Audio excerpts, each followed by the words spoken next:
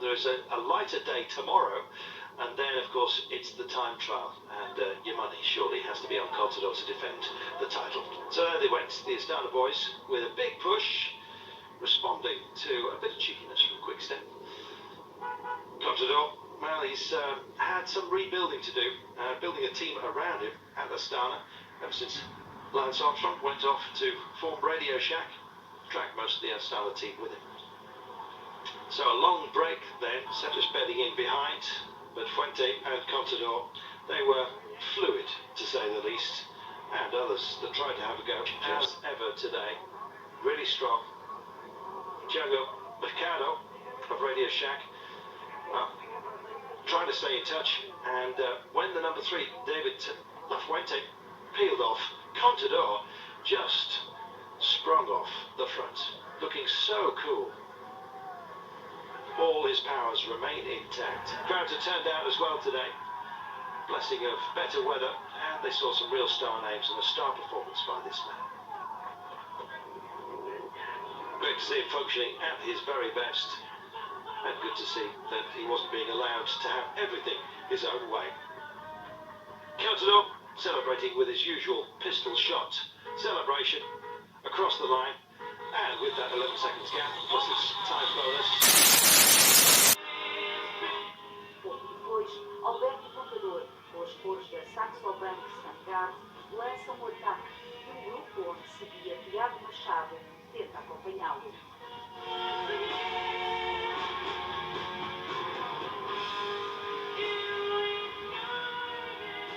O Cycling foi o primeiro a cortar a meta.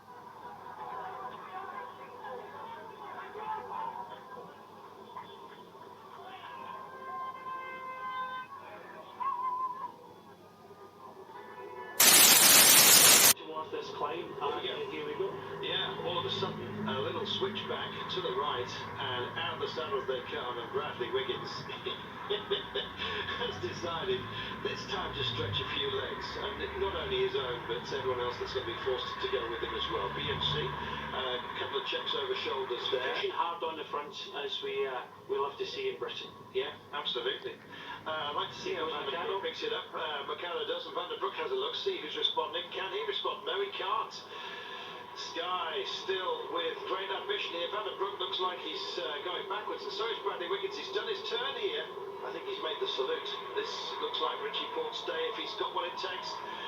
Oh, this is nice work. And Zvitsov, the Kazakh. That was his day today, you ask.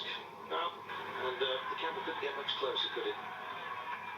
Crowds turning out in force here. They love their cycling in this part of the world. Bradley Wiggins doing a terrific job there, but inside the last few metres for Port. The line beckons for him then. This will be a pleasant sight. Oh, look at that. Why not? It's a long, long way to the line. Even when that's balls on the right-hand side of the road, say 500 metres, 300, 200, it's a long way. Super solo victory for Team Sky and Sergio Heno. Brilliant. Really good stuff. Oh. That's a lock up with 50 metres to go. He's come the wrong way and still had enough in hand to get out. Oh, great victory by Heno. Rui Costa. Kwiatkowski teve a ousadia de responder a Rui e a Contador de pronto. Mais prudente, Rui Costa respirou primeiro, respondeu depois. É certo que o Contador já lá ia, a solo, quando Rui se livrou, ele próprio, do camisola amarela. Por esta hora, corre o mundo a notícia de que foi em Portugal, no Alto Malhão, a primeira vitória de Alberto Contador em 2014. Rui Costa foi segundo, Kwiatkowski terceiro.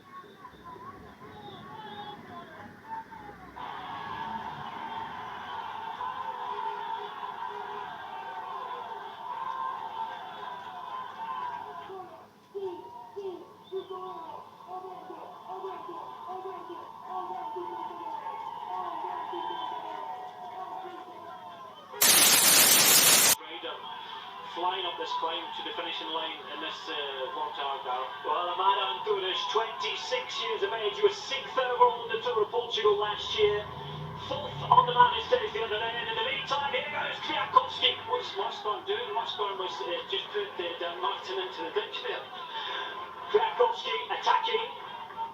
Straight on his wheel, there's the race leader who looks to try and come around in there. Primoz Roglic is going to take the bull by the horns, well inside the final kilometre. He wants to assure himself an overall victory in this race. At the minute, nothing, nobody being able to challenge it. 500 metres, keep the hammer down and, make sure nobody's going to attack over the top of him. That was an attack there for Kwiatkowski, but Roglic was equal to classification for the best young rider.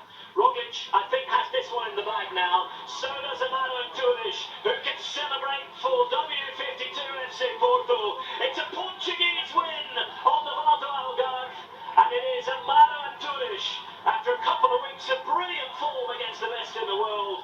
Today, beat some of the best in the world to take the 5th and final stage. In the meantime, Primoz Roglic is going to roll in behind to take what will be a 5th place on the day, but the overall general classification, a win for the Slovenians.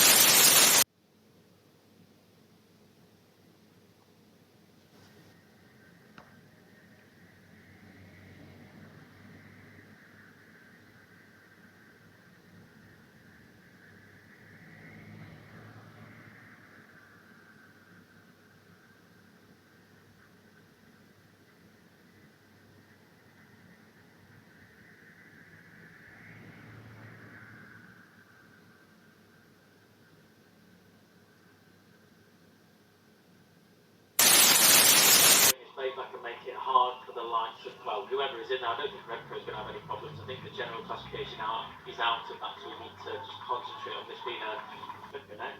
You've got Stefan Kung just riding across the mat. He's obviously coping with the steep ascents. We can see it, Evenepoel just always going glancing over.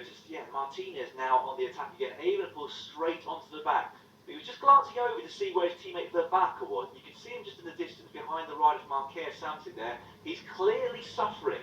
Lewis Vervaeke. He's got to do his best to try and get himself over this climb within that group and hope that it comes back to whoever attacks over the top. But Martinez really pressing on now.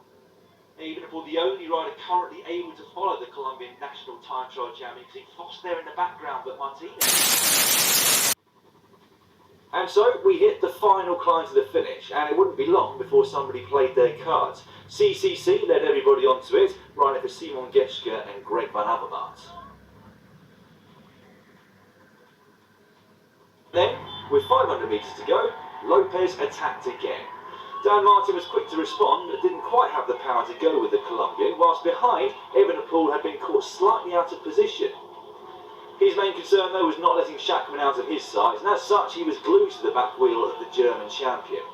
3 metres, 5 metres, 8 metres, Lopez's lead gradually extended as he continued to sprint out of the saddle towards the line, and he was showing no signs of letting up.